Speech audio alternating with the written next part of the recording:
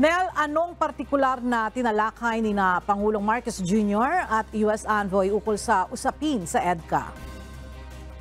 Yes, muling binigyan din ni Pangulong Ferdinand Marcos Jr. ang halaga ng Enhanced Defense Cooperation Agreement o EDCA sa pagbisita ni United States Ambassador to the Philippines Maykay Los Carlson sa Malacanang.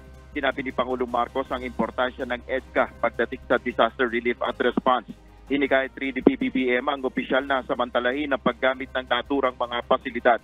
Nagpasalamat rin ang Pangulo sa US government sa pagbibigay ng emergency assistance sa mga komunidad na naapektuhan ng kalamidad sa Mindanao. Muling tiniyak naman ng US Envoy ang tulong ng Washington sa Pilipinas tulad ng pagdadala ng relief supplies.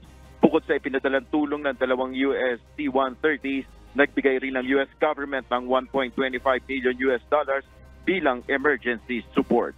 Yan muna ang ating update. Balik sa iyo, Ella. Maraming salamat, Nel Maribuho.